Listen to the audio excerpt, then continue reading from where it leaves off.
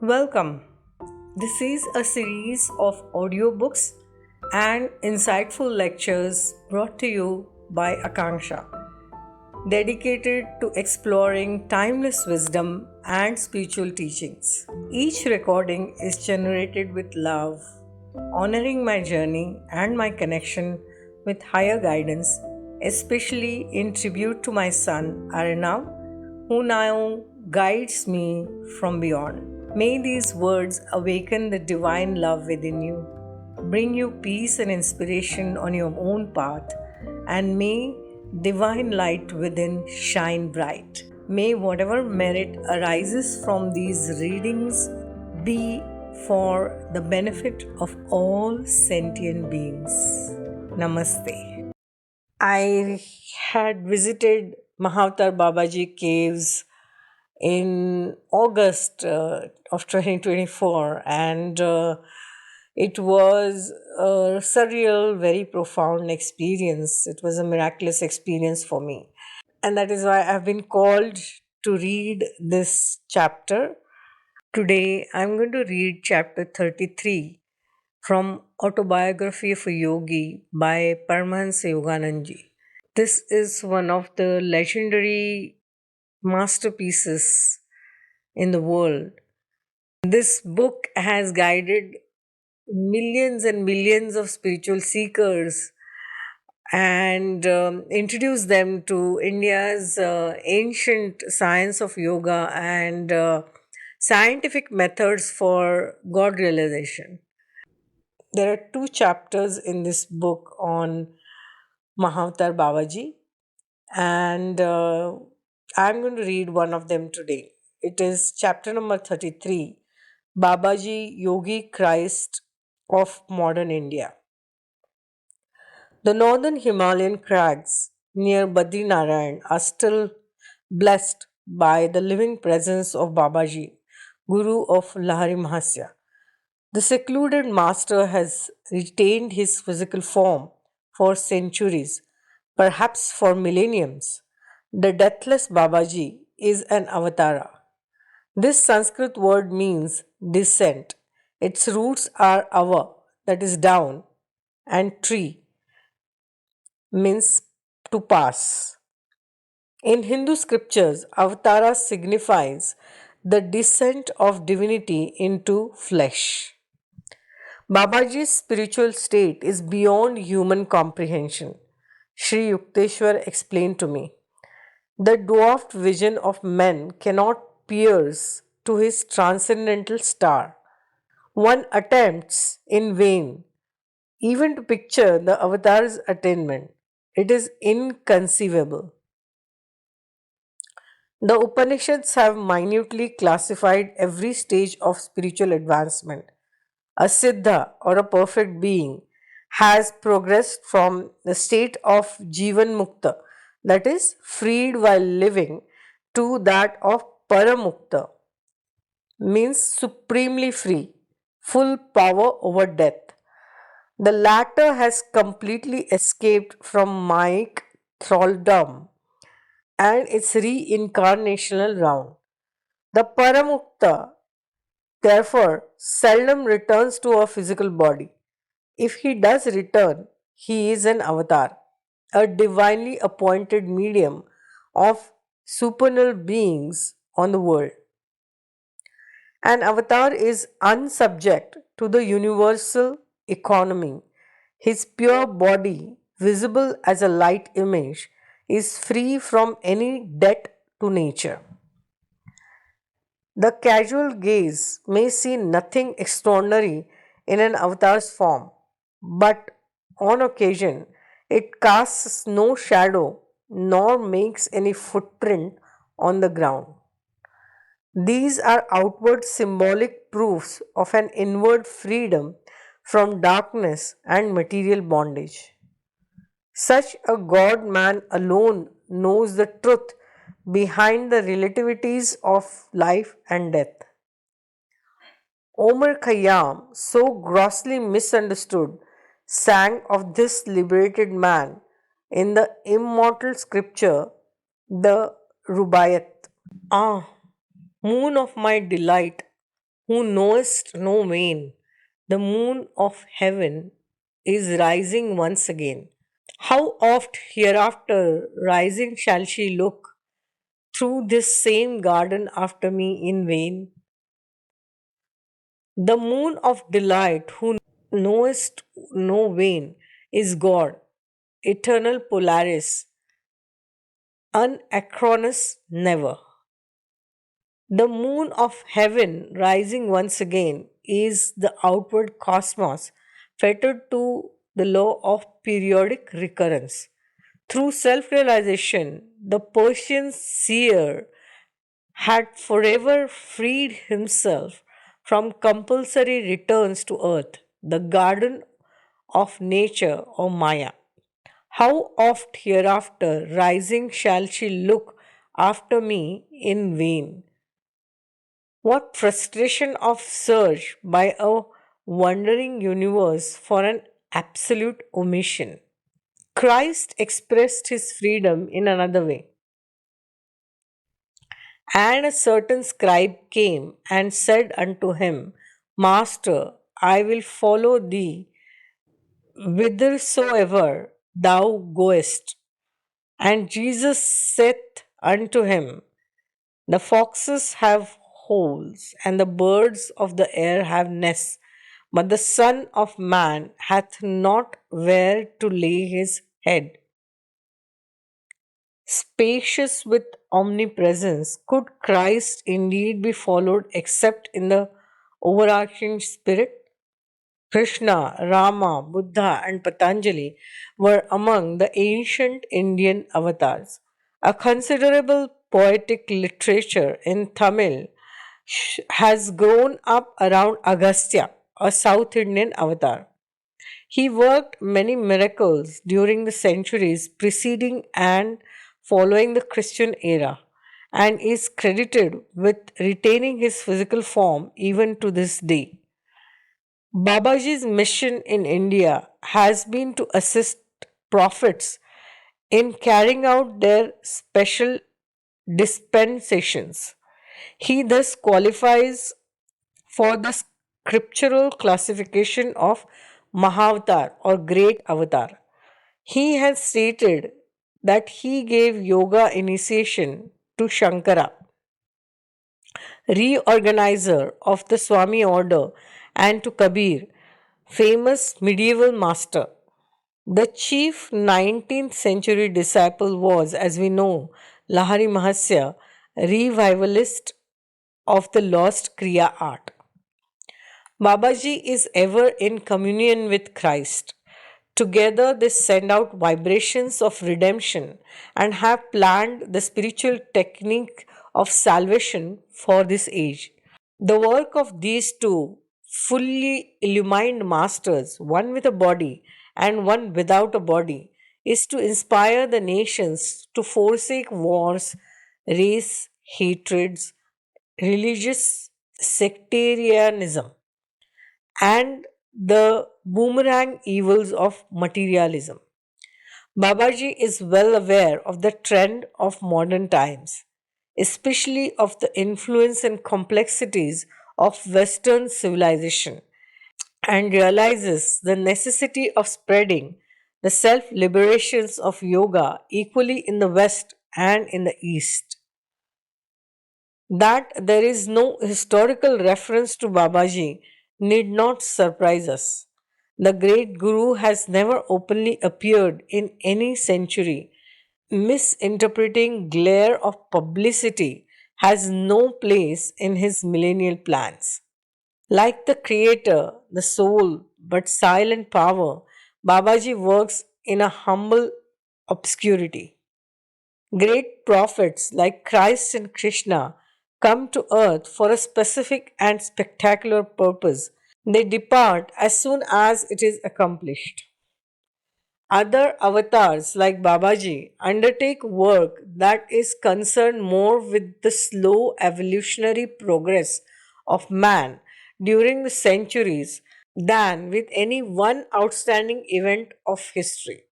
Such masters always veil themselves from the gross public gaze and have the power to become invisible at will. For these reasons, and because they generally instruct their disciples to maintain silence about them, a number of towering spiritual figures remain world unknown. I give in these pages on Babaji merely a hint on his life, only a few facts that he deems fitting and helpful to be publicly imparted. No limiting facts about Babaji's family or birthplace, dear to the analyst's heart, have ever been discovered. His speech is generally in Hindi, but he converses easily in any language. He has adopted the simple name of Babaji, that is, revered father. Other titles of respect given him by Lahari Mahasya's disciples are Mahamuni Babaji Maharaj, that is Supreme Ecstatic Master, Mahayogi, that is the Great Yogi, or Trambak Baba or Shiva Baba, titles of avatars of Shiva. Does it matter that we know not the patronymic of a fully released master? Whenever anyone utters with reverence the name of Babaji, Lahari Mahasya said that devotee attracts an instant spiritual blessing. The deathless Guru bears no mark of age on his body. He appears to be a youth of not more than 25. Fair skinned, of medium build and height, Babaji's beautiful, strong body radiates a perceptible glow. His eyes are dark, calm, and tender. His long, lustrous hair is copper colored. Sometimes Babaji's face closely resembles that of Lahari Mahasya. On occasion, the similarity was so striking that Lahari Mahasya, in his later years, might have passed as the father of the youthful looking Babaji. Swami Kebalananda, my saintly Sanskrit tutor, spent some time with Babaji in the Himalayas. The peerless master moves with his group from place to place in the mountains, Kebalananda told me. His small band contains two highly advanced American disciples. After Babaji has been in one locality for some time, he says, Dera Danda Uthao means let us lift our camp and staff. He carries a danda, that is a bamboo staff. His words are the signal for moving with his group instantaneously to another place. He does not always employ this method of astral travel. Sometimes he goes on foot from peak to peak. Babaji can be seen or recognized by others only when he so desires. He is known to have appeared in many slightly different forms to various devotees, sometimes with beard and mustache, and sometimes without them. His undecayable body requires no food. The master therefore seldom eats. As a social courtesy to visiting disciples, he occasionally accepts fruits or rice cooked in milk and clarified butter. Two amazing incidents of Babaji's life are known to me. Kebalananda went on. His disciples were sitting one night around a huge fire that was blazing for a sacred Vedic ceremony. The Guru suddenly seized the burning brand and lightly struck the bare shoulder of a chela who was close to the fire. Sir, how cruel! Lahari Mahasya, who was present, made the remonstrance. Would you rather have seen him burned to ashes before your eyes, according to the decree of his past karma? With these words, Babaji placed his healing hand on the chela's disfigured shoulder. I have freed you tonight from painful death. The karmic law has been satisfied through your slight suffering by fire. On another occasion, Babaji's sacred circle was disturbed by the arrival of a stranger. He had climbed with astonishing skill to the nearly inaccessible ledge near the Guru's camp. Sir, you must be the great Babaji. The man's face was lit with inexpressible reverence. For months I have pursued a ceaseless search for you among these forbidding crags. I implore you to accept me as a disciple. When the great Guru made no response, the man pointed to the rock lined chasm below the ledge. If you refuse me, I will jump from this mountain. Life has no further value if I cannot win your guidance to the divine. Jump then, Babaji said unemotionally. I cannot accept you in your present state of development. The man immediately hurled himself over the cliff. Babaji instructed the shocked disciples to fetch the stranger's body. After they had returned with the mangled form, the master placed his hand on the dead man. Lo, he opened his eyes and prostrated himself humbly before the omnipotent Guru. You are now ready for the discipleship. Babaji beamed lovingly on his resurrected chela. You have courageously passed a difficult test. Death shall not touch you again. Now you are one of our immortal flock. Then he spoke his usual words of departure. Dera danda uthao. The whole group vanished from the mountain.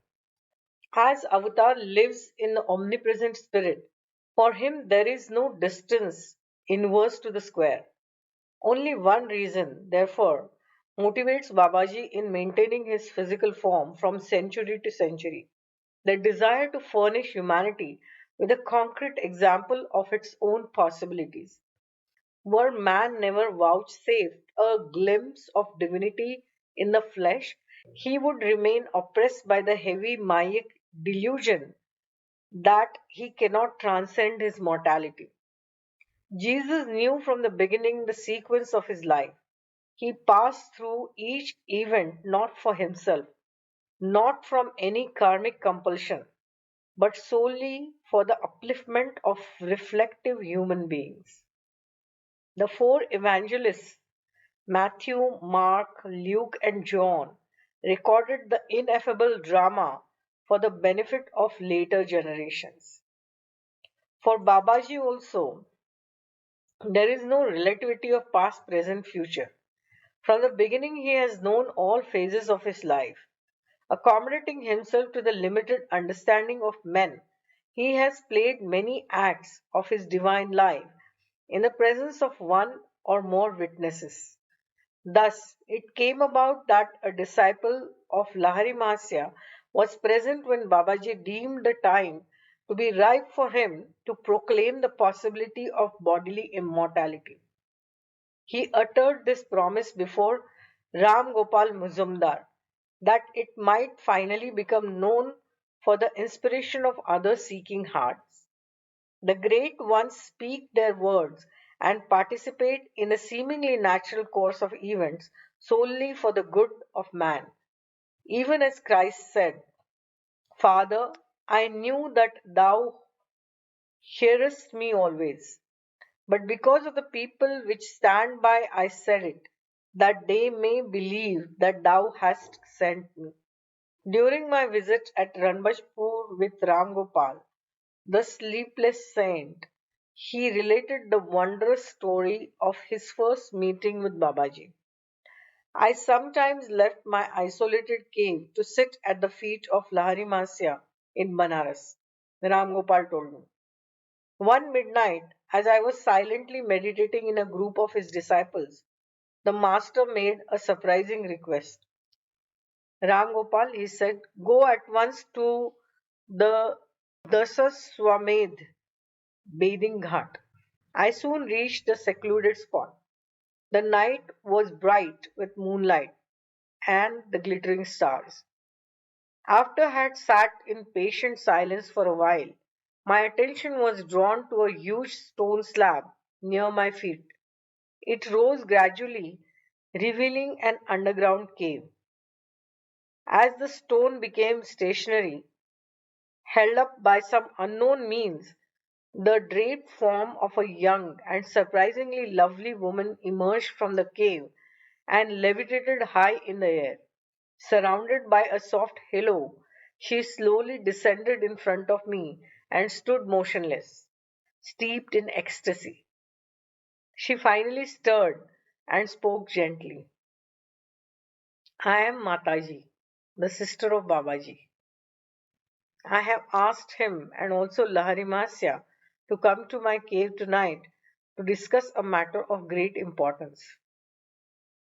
A nebulous light was rapidly floating over the Ganges. The strange luminescence was reflected in the opaque waters. It approached nearer and nearer until, with a blinding flash, it appeared by the side of Mataji and condensed itself instantly into a human form of Lahari Mahasya. He bowed humbly at the feet of the woman saint. Before I had recovered from my bewilderment, I was further wonderstruck to behold a circling mass of mystical light traveling in the sky. Descending swiftly, the flaming whirlpool neared our group and materialized itself into the body of a beautiful youth. I understood at once that he was Babaji. He looked like Laharimasya, though Babaji appeared much younger than his disciple and had long bright hair. Laharimasya, Mataji, and I knelt at the great Guru's feet. An ethereal sensation of beatific glory thrilled every fiber of my being as I touched his divine flesh. Blessed sister, Babaji said, I am intending to shed my form and plunge into the infinite current. I have already glimpsed your plan, beloved master. I wanted to discuss it with you tonight. Why should you leave your body? The glorious woman looked at him beseechingly. What is the difference if I were a visible or an invisible wave on the ocean of my spirit? Mataji replied with a quaint flash of wit. Deathless Guru, if it makes no difference, then please do not ever relinquish your form. Be it so, Babaji said solemnly. I shall never leave my physical body. It will always remain visible to at least a small number of people on this earth. The Lord has spoken his own wish through your lips. As I listened in awe to the conversation between these exalted beings, the great Guru turned to me with a benign gesture. Fear not, Ram Gopal, he said. You are blessed to be a witness at the scene of this immortal promise. As the sweet melody of Babaji's voice faded away, his form and that of Lahari Mahasya slowly levitated and moved backward over the Ganges. An aureole of dazzling light surrounded their bodies as they vanished into the night sky. Mataji's form floated to the cave and descended. The stone slab came down and closed over the cave, as if moved by invisible hands. Infinitely inspired, I wended my way back to Lahari Mahasya's place. As I bowed before him in the early dawn, my Guru smiled at me understandingly. I am happy for you, Ram Gopal, he said. Your desire to meet Babaji and Mataji, which you have often expressed to me, has found at last a wondrous fulfillment. My fellow disciples informed me that Lahari Mahasya had not moved from his dais since my departure at midnight. He gave a wonderful discourse on immortality after you had left for the Dasaswamedh Ghat, one of the chelas told me. For the first time, I fully realized the truth in the scriptural verses which state that a man of self realization can appear at different places in two or more bodies at the same time. Lahari Mahasya later explained to me many metaphysical points concerning the hidden divine plan for this earth. Ram Gopal concluded, Babaji has been chosen by God to remain in his body for the duration of this particular world cycle. Ages will come and go. Still, the deathless master, beholding the drama of the centuries, shall be present on this stage terrestrial. Thank you so much for tuning in and absorbing this profound knowledge. Thank you for spreading this knowledge and co creating the new earth. Lots of love. Namaste.